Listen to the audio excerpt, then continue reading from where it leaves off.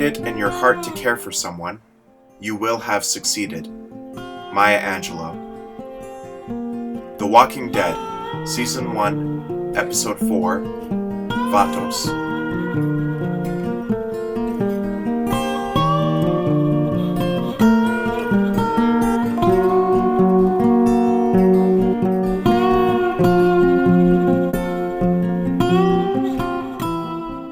Trigger warnings for this episode are ableism, abandonment, and mental illness.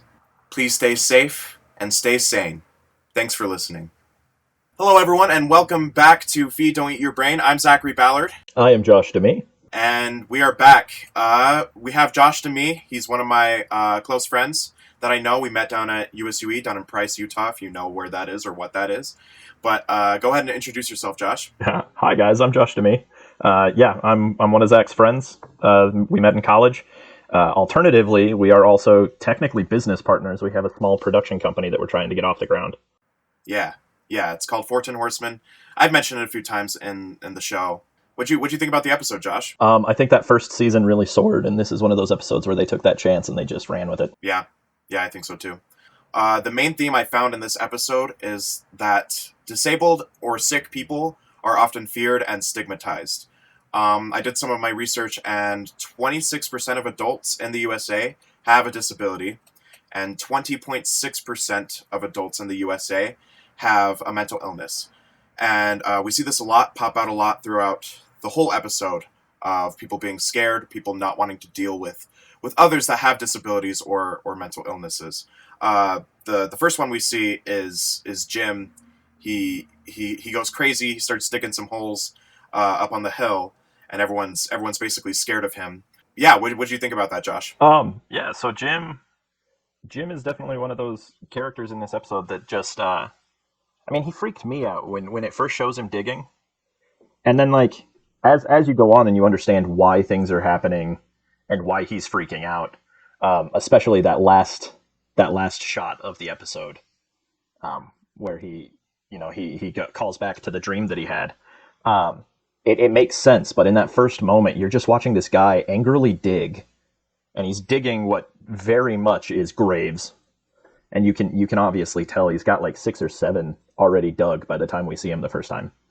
I don't know, it's framed in a way that makes you kind of freak out, which is how a lot of, if we're talking about mental illness and the stigmatism around the weak and the feeble, that's very much most healthy people's first impression of somebody who has a mental illness or a disability of some kind is that scary part. They don't see the side of them that's just doing it because they care or doing it because they're afraid. They're just seeing the actions in that moment. Yeah, well, and there's a lot of judging people by their outward, how they're being perceived, and I don't think a lot of them necessarily knew the trauma that Jim had been through. And I think that's him processing his trauma, and even in the comics it goes more in depth with what he saw. But anyone that goes through that kind of trauma by watching their family basically be torn apart and eaten in front of you would kind of go crazy. And I just really thought how often we view people that are doing crazy things or weird things, like how often we drive past a homeless person on the street and they seem to be talking to no one, but we don't know what they've gone through and we don't know their situation enough to completely understand why they're doing that, and it seems perfectly logical for someone that mentally ill to in their own head to do that. And they immediately stigmatized him, because he has that sort of mental illness, and he's having a mental break. Yeah. I wouldn't necessarily call what he's going through a mental illness, because it is caused by trauma and not, his brain was just bad to begin with. But he's having a break, and we do see him be logical and everything as the episode progresses and he calms down. Yeah, and I do want to be appreciative to Shane. Because Jim was thinking that, because he was going crazy, that he was going to beat up Jim like Shane beat up Ed. But I really, I have my problems with Shane, but I really do appreciate how Shane handled the situation. And And Jim said, "I'm not hurting anybody. Why do you guys care?" But they care because they're worried about him. You know, and a lot of the times when people are having mental breaks or they're not taking care of themselves, physically or mentally, it seems to them that it's not affecting anyone, that they're just dealing with it on their own. But it is. It's affecting people. It was scaring the kids. Oh, it affects everybody around you. Yeah. Yeah, 100%. And I'm just really appreciative of Shane for handling it so well that he didn't really get physical until Jim got physical. Yeah. Well, and even then, it was minimal. Tackled him to the ground and cuffed him. There was no, he could have gone absolutely ape on him. Like he did Ed, but Ed deserved it, in my humble opinion. Ed definitely deserved it. Ed deserved everything he's ever gotten. I kind of wanted to talk about, caring for people and wanting to help people when they don't want any help or they don't want to be cared for. I've definitely been in those situations where I've just wanted to handle my own and I can handle it. I don't want to care. It's so helpful when someone actually cares about you, even if you don't want it in the moment. Afterward, Jim was so appreciative that they cared for him and they cared about him, even though before he didn't want any help at all. I mean, yeah, it's a little touchy for me right now because I'm kind of in those shoes. I just recently had my mental break and had my fallout, and I got to pretty much the lowest point I've been in since I got sober, which was 9 years ago.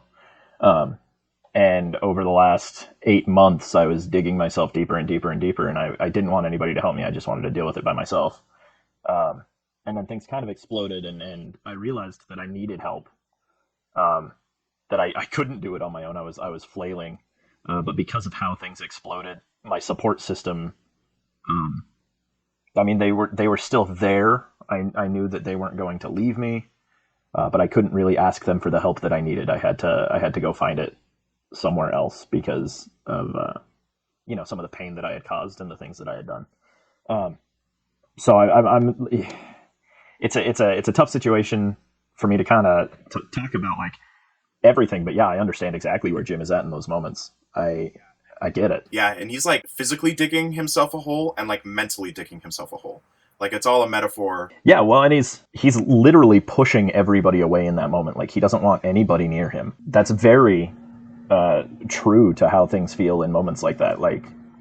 If you feel like you are out of control, if you feel like you don't have a grasp on things, but you want to fix it yourself, or a lot of times it's not wanting to bother the people who are your support system, not wanting them to worry about you when you know that they have their own problems, and just trying to deal with that. And even people that don't have any kind of mental illness or trauma, that kind of a feeling will make you go insane. You will feel so crazy. And then when you come out of it, you look back and you're like, what the hell was I thinking? What was I doing? Yeah, exactly. And that's exactly how Jim felt. He was talking to Carl. Carl! He was talking to Carl. Said it that way in this episode. Yeah, he did. Yeah, he did. I was so happy. But he's talking to Carl and Sophia, and he's like, I didn't scare you, did I? And he did, but I mean, when you get out of those mental breaks, it's embarrassing because when you aren't being taken care of, or when you aren't taking care of yourself, it can cause you to act outside of your values and your own morality. And I mean, how easy would it have been for them to just be like, he's crazy, we're not going to help him? Yeah, well, I mean, so this The Walking Dead comics and TV show explores the darker side of what people would actually be like quite often. And I think this episode hinted at the fact that it was going to show what the darker side was, but then they multiple times showed us the brighter side of how people could be in these situations. Specifically with the Jim situation, Shane could have just gone up there and shot him. And I think not Rick in this episode or this season, but Rick maybe 2 or 3 seasons from now would have just gone up there and shot him. I think the only time Rick would do that would be season 6. See, season 6 is where I stopped watching. Oh, yeah? Yeah, it was because season 7's where Negan actually comes in, right? Negan comes in at the end of season 6. But no, you're right. I mean, yeah, around season 6. I'd say even as early as the midway point of season 5. That's something he would have done. Yeah, I think after the prison is when he started really declining. At the prison, he probably would have just locked them up until he would have done what Shane did, But it could have been so easy for them now to be like, we have enough to deal with. We're not dealing with this right now. If he wants to go be crazy, he can be crazy. You know, I feel like I do that so often in my life, and so do so many people. Is that like, you know, I don't have time to deal with someone else's trauma. Like I have to deal with my own right now, and I don't have time. But it just goes so far, and it goes such a long way when you actually just take the time to help someone that needs help. You know? See, and I feel like I'm the opposite to a detriment. Like I'm detrimental to myself in the fact that I would rather deal with somebody else's trauma. I would rather help somebody else than deal with my own like I don't want to deal with me. I don't like me. I'm working on that. Obviously, I need to because I got into a really dark place. But like, I would much rather like say you're going through a hard time. Say, and then God forbid this ever happens, but say Alina decides she wants a separation for a while. You know, she wants to do a trial separation and see other people for a minute. I would much rather be that shoulder for you to come and talk to and cry on and be the person who's like, okay, do you need help or do you just need somebody to vent to? Like, instead of looking at myself and being like, well, I hate myself, I am constantly thinking about like ways to hurt myself or ways to kill myself. And I'm constantly insecure about like, you know, I am constantly insecure that my wife, who I trust with everything in me, but that she's going to leave me or that somebody's going to make a move on her and she's not going to be able to stop them. And I deal with those insecurities by just dealing with other people's problems instead, which is not healthy. Yeah, it's two sides of the coin, and we need to try to find a balance in it. I do think that like you can't really help someone until you've helped yourself. When you are in a position where you are able to help someone and you can mentally do that, I think you should, because it's happened so many times. There's only one moment in mine and Alina's marriage where like we were both low and we couldn't lean on each other because we didn't have the energy to. We were both dealing with it at the same time. We were basically getting kicked out of our apartment, and yeah, and essentially, like we were both going through it, and we couldn't help each other. But every other time, like whenever one of us is struggling, it seemed that the other one was doing fine, and the other one could help cushion the blow. See, and that's something that this last year has taken away from a lot of people. Nobody who is sane is doing okay right now. Like the last 18, what is it, almost 19 months now, has been hell on earth. Like we are just in this cycling hellscape that just keeps going and getting worse and getting worse. And like, you know, I don't want to delve into too much about like my own personal life outside of what I've already done, but like I look at my family who's going through hell right now, and I look at, you know, my mom and dad and siblings that are they've got all sorts it's like so much worse than what I'm going through right now. And then, you know, I have my cousin who has been my best friend since I was born, who is going through some that she is having a really hard time handling that.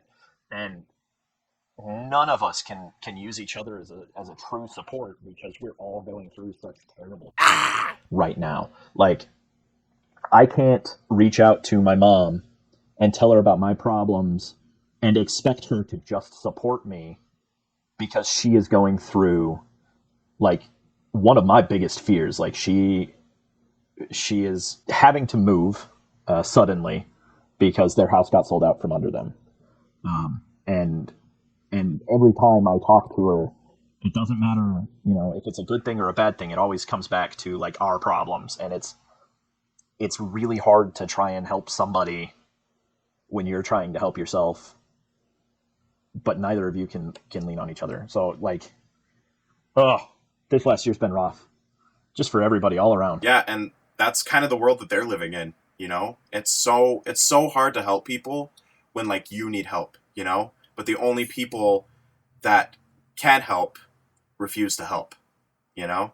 But the only difference is that in that world, no one's really there to help. Like it's all on them. It's all or nothing. They're all out for themselves. Yeah. And that's, you kind of get that even within the core group. Mm-hmm. Like, yeah, there are people within the group who look out for others. Dale is very much one of those people. Andrea starts out as one of those people. In the comics, she doesn't start out as one of those people, but she becomes one of those people. You know, Rick starts out as one of those people.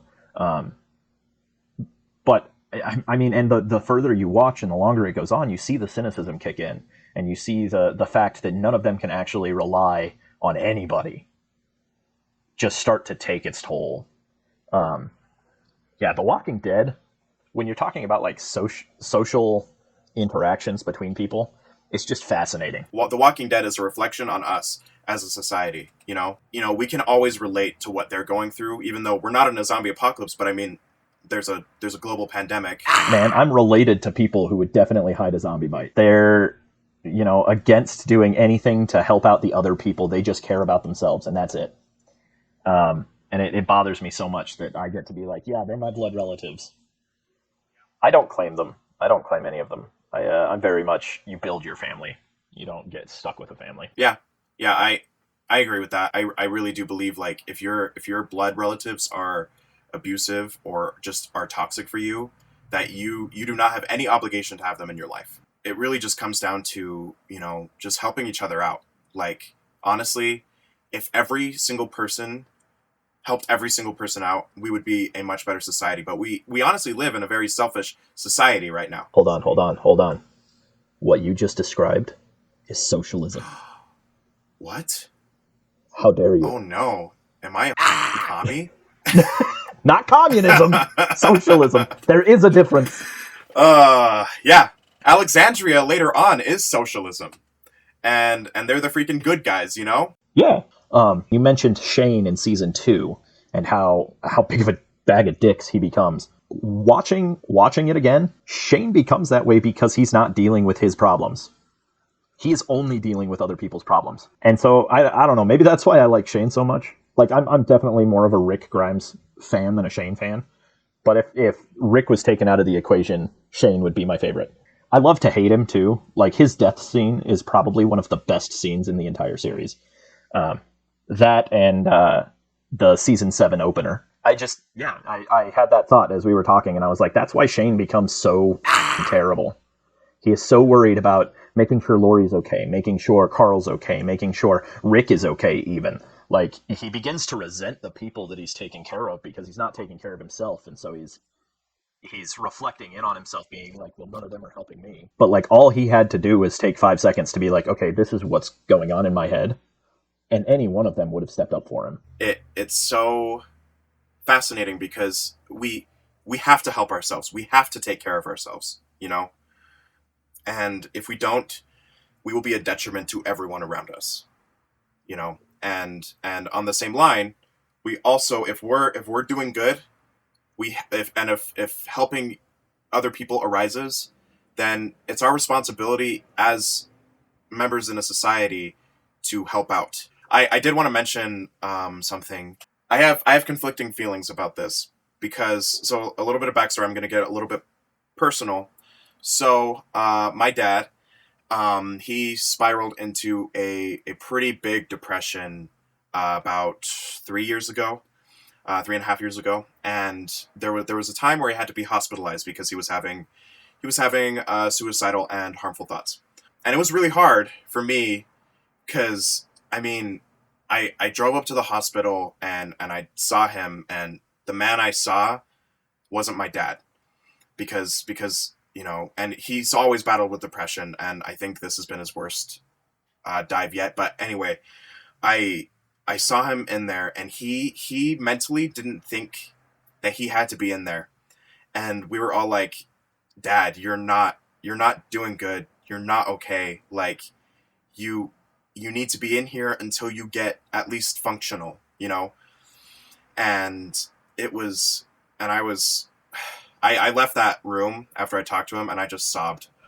because I was just I felt so bad that, I was like, he's so scared in there. He has no idea why he has to be in there, but he has to be in there. Otherwise he will hurt himself, or he could hurt other people. And it's so important when someone gets to that state that we need to do what they're telling us not to do in order to help them, and like, he didn't want to get tied up, but they did it to protect other people, and so it's just a very hard situation, and that's what tying up Jim made me think of, because before he didn't think he needed to be there, but he did. And I mean, I've talked people down from suicide a few times, and so many times they they don't think that they need help, and it's never been to the point where it's like they're about to, but they're just like pondering it, you know. But I mean, if someone is about to commit suicide in front of you, I think it's, even if they don't want you to, I think it's so important that you do everything in your power to make sure that they don't. Because most people that want to commit suicide, they don't actually want to die. They just don't see an escape from their problems. Well, they don't see an escape from their problems, or, and this is the one that I've personally, as well as like just I know a lot of people that have been there. They think that they are the problem, and if they remove themselves from their loved ones' lives, their loved ones will be better off for it. And that's something that I've witnessed other people go through, is that exact feeling. I haven't gotten bad enough to want to actually try it since I was like super young.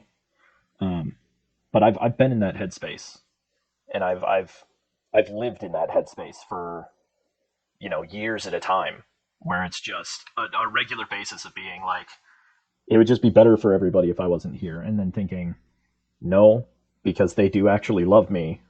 So if I'm not here, they're going to hurt. So I might remove the pain that I caused being around, but I'm adding a deeper pain, because at least now things can still be fixed. Suicidal thoughts are crazy, man. Mm-hmm. Yeah, for sure. Um, yeah. By the way, if you're struggling with suicidal thoughts, reach out to someone, talk to someone, go to therapy. Yeah, please take care of yourself if you are having those thoughts. Um, Now, I wanted to bring up the nursing home. So, for context, Rick and a few of the guys have a bit of a squabble. Not a bit of a squabble. They're about to kill each other, until Abuela comes out and is saying that, an elderly person needs their medicine, and these gangsters and these hardened guys end up like taking care of these elderly folks in this old folks home. And I just thought it was so fascinating. I mean, like, you and I both worked at an assisted living facility. I've worked in a few. Yeah, and it's, I actually had this conversation with my manager while I worked there, where I was like, if a zombie apocalypse happened, would you be able to stay with them, and or would you just leave them? And it's a very tricky situation, because you have to take in consideration, like, the staff had families, and it looked like the guys that were taking care of the elderly people, they kind of brought their family with them to help take care of them. Well, and I mean, he even says when he's talking to Rick that only two of them were originally there with the old people. There was the nurse and then the custodian. They were the only ones who stayed. And then all of these Mexican gangsters just started showing up, looking for help, but to also check on their families, because that's who was there. It was their family that was in this home, and so they were showing up, and they were being recruited to protect these people.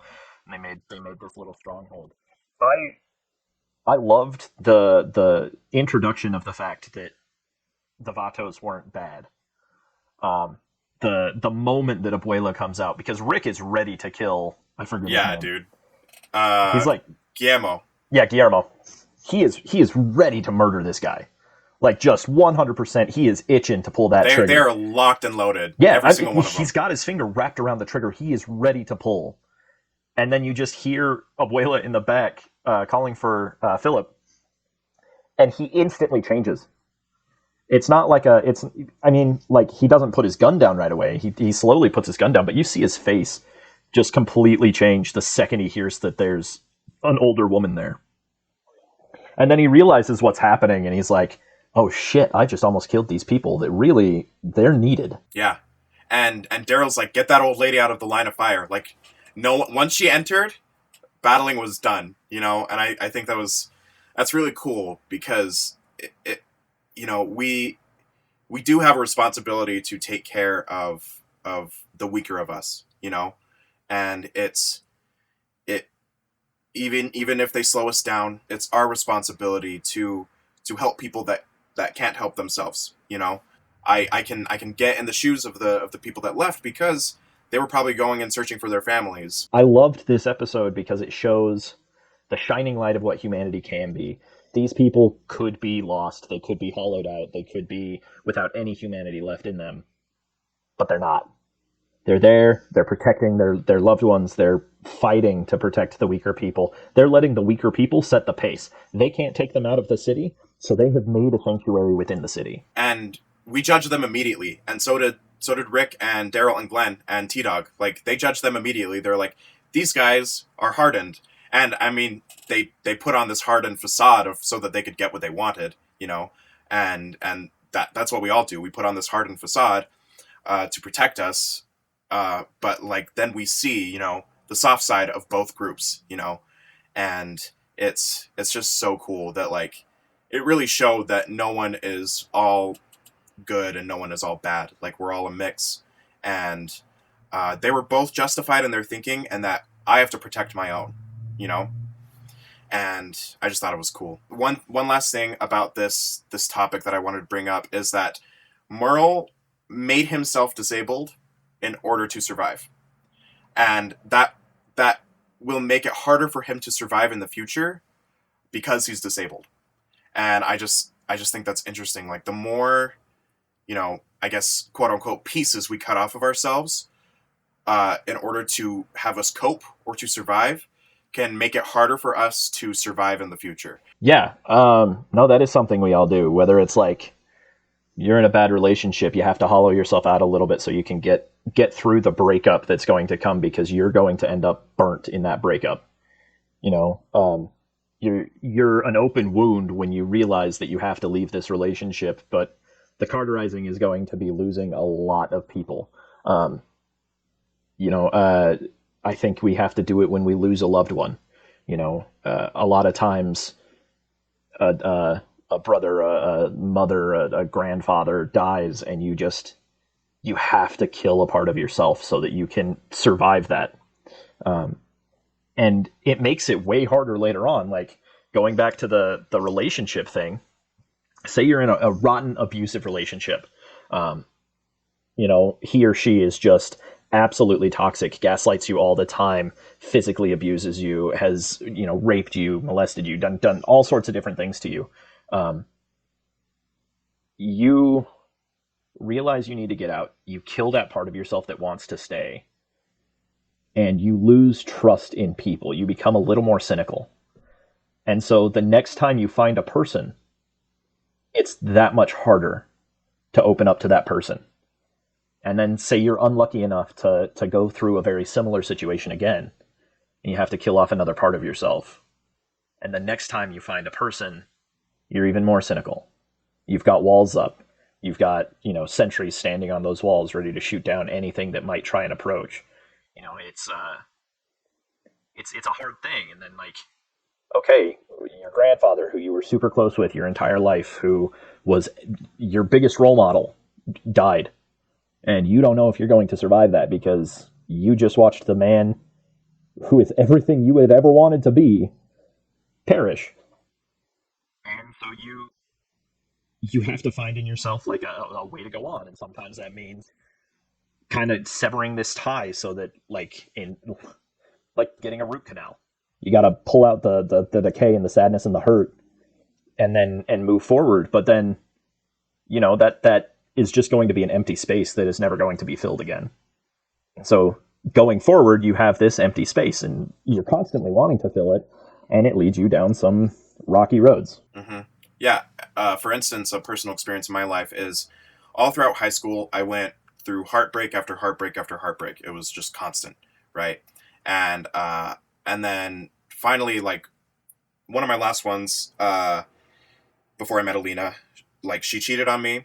And after that, it was just, I completely severed myself from emotion. And it was like that for about a year until I met my wife, Alina. And even then, it affected my acting. It affected, you know, everything about me. And even then, I still have a hard time, like, feeling romantic I still can feel romantic emotion, but I have a harder time feeling them the same way that I did before. You know? It's not as bright. It's a little shuttered, a little dark. Yeah. I just kind of wanted to touch on that a little bit. All right, so I wanted to talk about, the two sides to every story, because we saw that, that's Rick's bag of guns, but the Vatos, they were like, no, you can't say that because it was just on the street. That could be our bag of guns. And, I feel like we all have our own stories. And unfortunately, people use their anecdotal evidence as fact, when in all reality all of our stories intertwine into one truth. Well, and I mean, I think something that we have to realize too is that, like, that anecdotal evidence to that person is the truth. That is fact to them. It's not just like you have context that they don't. And so we have to very carefully understand that, like, in the situation with the guns, and Rick got it. He ended up giving them guns. But he knew for a fact those are my guns. But they didn't have that context, and so he had to kind of come to the conclusion that, okay, I get where they're coming from. I have to not meet them halfway, but I have to kind of budge here a little bit. Like, my context does not override what they think and they know. It might help them understand my situation a little better, and it might help them meet me closer to halfway, but it's not going to completely change their perspective. They're still going to have this other perspective. We really are constantly striving for middle grounds in all aspects of our lives. And understanding, and just trying to get to that point where we can communicate with somebody without it becoming a fight, or without it feeling like they didn't hear what you said. Yeah, and it's all about empathy. It really is. Like, in order to understand someone else's story, you have to empathize with them. And, Well, and really, all it really comes down to is just understanding that you don't have full context and that they don't have full context. And you just need to communicate the parts of your story that the other person doesn't know, so that you can realize that moving forward, hey, maybe we're not that different. Maybe we're not, maybe you're not crazy. Maybe I'm not evil. Context is a huge thing. Oh yeah. in what I think society should be like. But what society is currently like does not care about context. No. They don't. They care about their emotions in that moment. Mm-hmm. And that's it. Mm-hmm. And that's an But issue. context is that key. Actually, context is king. Mm-hmm. It's not just key, it is king. Yeah. And it rules with an iron fist. Like, when you have full context on things, denying them is a lot harder. Yeah. And that's what this whole podcast is about context within the decisions you make on a daily basis within your own morality. Like, because you can say all you want that you would never do this, but if the context is right, you are capable of doing things that you had no idea that you were capable of, Yeah, and I mean, you said it earlier that Walking Dead is just a mirror of our society. It's true. Any of us is capable of doing anything that happens in that show. Literally anything that happens in that show, from cannibals to, sexual assault to, murdering your best friend. We're all capable of doing it. We just don't have that context right now. Yeah, we don't. And a lot of us probably never will get that context. Yeah. These are very dire circumstances that they're in. Yeah. I don't know what the context would have to be for me to get to a point where I'd kill you. But I'm sure there's something out there. There's been moments where I'm sure you wanted to kill me. I'd never actually kill you. I've wanted to strangle you, but I'd always resuscitate you. I wouldn't let you die. Speaking of having, empathy towards people, I really enjoyed when the first scene where Andrea and Amy are on the boat and they're talking about their dad and how he taught them to fish differently. And Amy says that he taught you how to catch fish because that's what you needed. And he taught me how to release fish because that's what I needed. And I just love the care that man took in raising his daughters differently. Because we have to understand, that everyone is different and that everyone takes things differently and everyone has a different personality.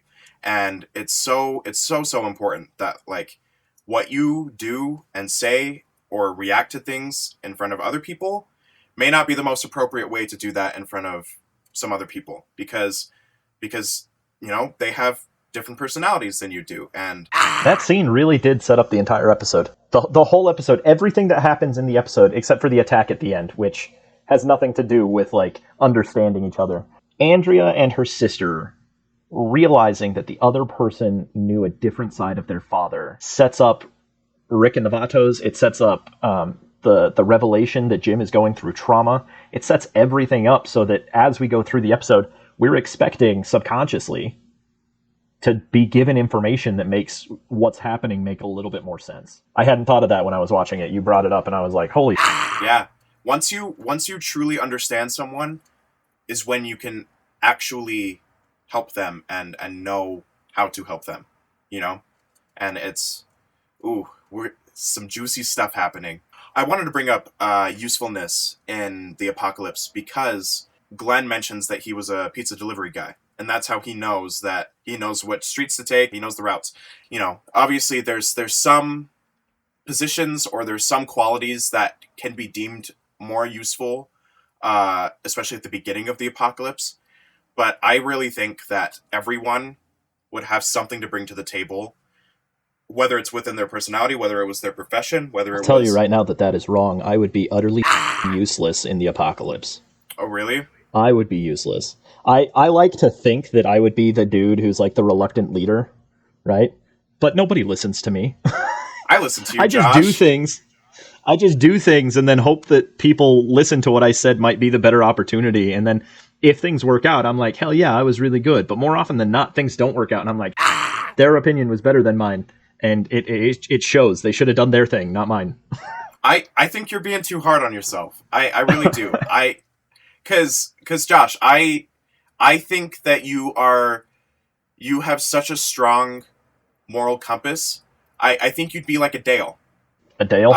I think you would be, and you even have like knowledge in mechanics, in building. Like, I think you would be useful. That's not so much knowledge as it is. I like to mess with things, and I I don't have knowledge. I bash my way through things, and I make them work. Yeah, I mean, and that's very useful. Like, thinking on the fly in a zombie apocalypse, I don't think you're giving yourself enough credit. And I think Dale was a mechanic, but he was also like the moral compass of the group. He was always questioning other people's morals and like actually making people think like, is this the right thing to do?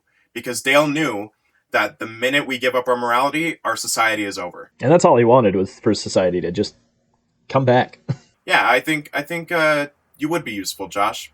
I disagree with you. Well, thank you for disagreeing with me, Zachary. I just think, we would all have things to bring to the table. Of course, not all of us would exist to bring things to the table, but... Oh yeah, that's another problem I have. I'm severely asthmatic. I don't have the cardio to survive the zombies. Yeah, well, I mean, it's what we've been talking about. Helping disabled people out. And helping the weaker. And unfortunately, some people... Man, I'd be the weaker. I mean, I think most Americans would be the weaker, if I'm going to be honest. Like, most of us are in pretty bad shape. Especially after the last 19 months. God, I hope the zombie apocalypse doesn't happen this year. Yeah. Let it come next year. A lot of us would be screwed. We all have something to bring to the table. And, the older, weaker people, they brought humanity to the table for them. They brought something to do, something like a purpose, because in this world, it would be so hard to have a purpose, but they gave the Vatos that purpose to, I got to take care of these people. And whether they realized it or not, they had a purpose. And, whether you listeners realize it or not, you have a purpose in this life. And it's important to, and you may not ever realize it. You may not ever understand it or realize it. Like, I don't understand my purpose. Even if that purpose is just making somebody smile. Like, it's not like you have to go out of your way, but like one day you said hi to somebody and it made them smile and it changed their life for the better. Like, they were having a really shitty day, they were ready to go off themselves, but you recognized them for 5 seconds. Mm-hmm. And that was enough to bring them down. And yeah. I've seen that happen as well. Like, the smallest things can bring somebody back from that ledge. So everybody does have a purpose. Mm-hmm. Yeah, 100%. Just remember that, listeners. All right, so we will be back with after a short musical break with a moral dilemma. So see you soon.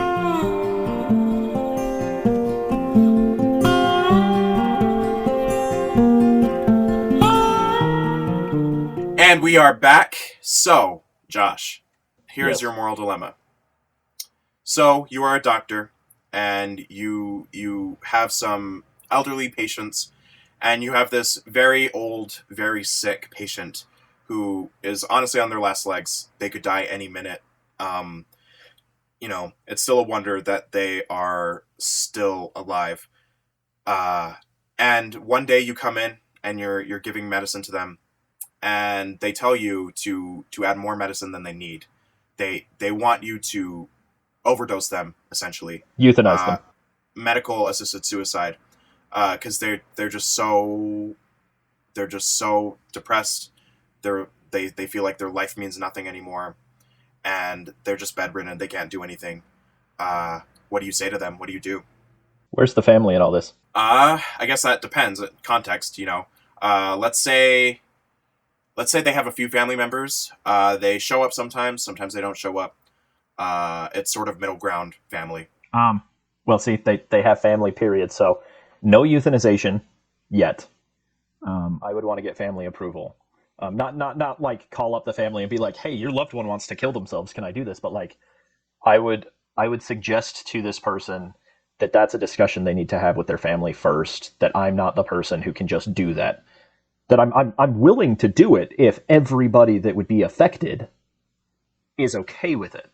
If everybody agrees that this is the final option, that like this is too painful, we just need to end it for this person, I am willing to do that for them. But it doesn't affect just that person. It doesn't affect just me. It affects their family, which, we established they had. It would have been so much easier if you were like, they have a family that absolutely loves them. The family has asked you not to kill them. I'd be like, no, sorry, that's not happening. But this is middle ground family. So like, this could be a conversation that is had. The patient needs to have that conversation. Okay. If they had no family, would you do it? Oh, in a heartbeat. They have no family, and they're miserable. They're on their last legs. They're asking me to help euthanize them. Yeah. What's the difference between that and like a 20-year-old that wants to commit suicide? The potential of the life lived. So if a life has already been lived out to its fullest potential, If a life has already been lived to the point where it makes sense, like, say that 20-year-old has already gone and done things that, like, you and I have never even thought of doing. And they are, like, they're not terminal, but they're sick enough that they'll never get better. Then okay. Okay. And again, if they have family, that's a conversation that needs to be had. But I think it's very important to understand, the life lived, the measure of the potential that's there, and where everything is. And again, if there are people who are going to be negatively affected outside of the two people in the scenario, those people need to be brought in. They need to be part of the conversation. You cannot make that decision without those people that would also be affected. Okay. Interesting. All right. Well, what do you guys think, listeners, my dearest, lovely listeners? You can comment your answers on our Twitter, which is Zachy the Zombie, and Instagram at Feed Don't Eat Your Brain. You can also email us at feeddon'teatyourbrain@gmail.com with any questions, comments, concerns, suggestions. Also, follow us on 14 Horsemen on YouTube, Twitter, Instagram, and Facebook. And Josh, do you have anything you would like to share, social media-wise, with the audience? Right now, no, I'm throwing everything into 14 Horsemen, and we've been pretty inactive for a minute, but we're gearing back up. We're building up a little bit more. Yeah. Cool. So yeah, do all the things: follow, subscribe, like, share. Word of mouth is important in getting these things out and about. So yeah, thank you guys for listening. All right, thank you. Have a good night, evening. Take care of yourselves. Bye, guys. Bye.